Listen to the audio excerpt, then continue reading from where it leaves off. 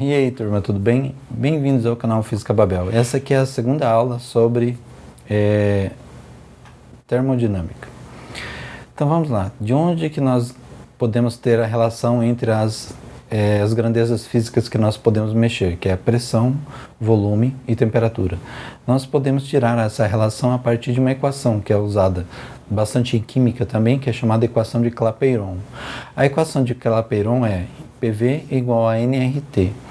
O que significa o P? P é pressão, V é volume, o N é o número de mols, o R é a constante geral dos gases, que ela pode assumir dois valores, ou é 8,31 joules por mol Kelvin, ou é 0,082 atm por litro mol Kelvin. Então, repetindo mais uma vez. O valor de R ele pode assumir dois valores diferentes, ou 8,31 joules mol Kelvin, se as unidades que forem dadas no exercício forem no sistema internacional, ou 0,082 atmosferas litros por mol Kelvin. Então vai depender dos dados que nós tivermos no exercício para fazer a aplicação da constante R. E por último, T é a temperatura. Se nós isolarmos o N de um lado e passarmos o R e o T para o outro, nós vamos ter aí uma equação que ela vai ficar como? Ela vai ficar N é igual a PV dividido por RT. Como R é uma constante, nós podemos simplificar aí onde nós teremos PV T igual a N. Fazendo essa simplificação da conta, nós podemos saber que um gás ele pode se comportar em dois estados diferentes. Então eu posso ter pressão e volume e temperatura em um estado 1 e a pressão, o volume e a temperatura no estado 2. Como N e R serão constantes porque será o mesmo gás e R é uma constante também, nós podemos fazer esse isolamento de conta. Então podemos igualar.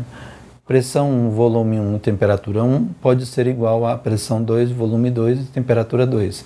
Essa é chamada equação geral dos gases, tá? Que nós iremos usar para estudar as transformações. Quais são as transformações? São três transformações possíveis. A primeira transformação é quando um desses componentes, pressão, volume e temperatura, ele permanece constante. Então, a primeira transformação é chamada transformação isotérmica.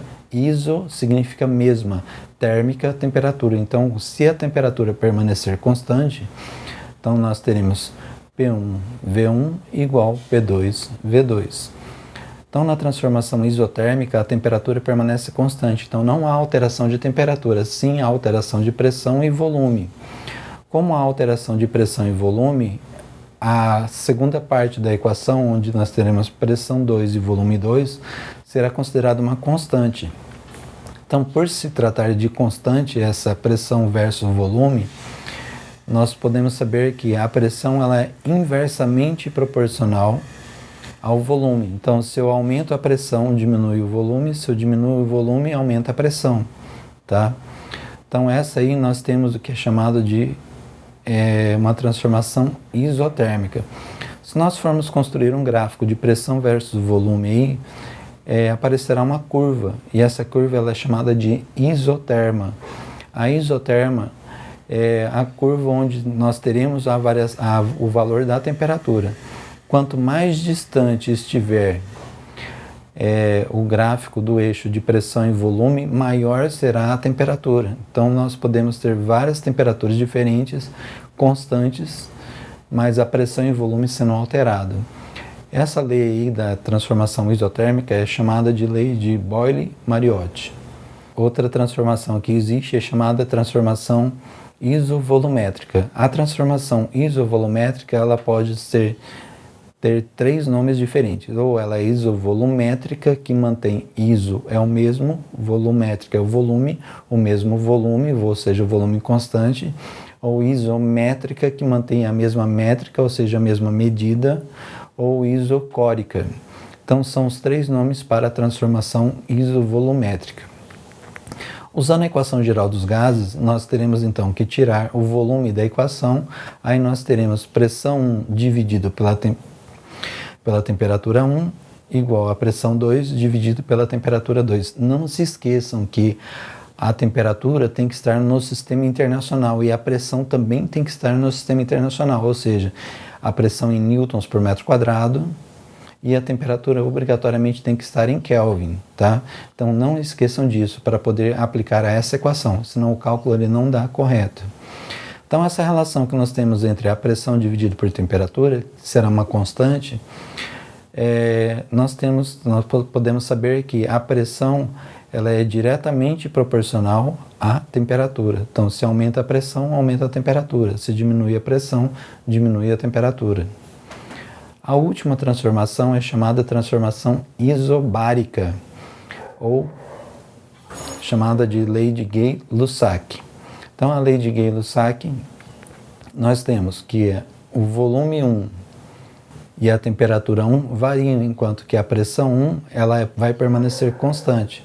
Então, nós temos volume 1 dividido por temperatura 1 e volume 2 dividido por temperatura 2.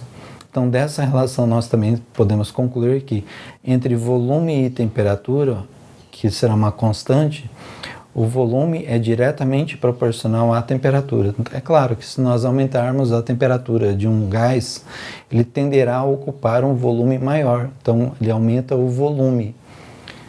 E se nós diminuirmos o volume, diminuímos a temperatura do gás. Então essa é a chamada lei de Gay-Lussac. Esse vídeo aí foi bem curto mesmo, só para explicar como que se comportam as 3 variáveis de estado na equação geral dos gases, tá? Não esqueça de dar um joinha, tá bom? Muito obrigado por assistir o vídeo até o final.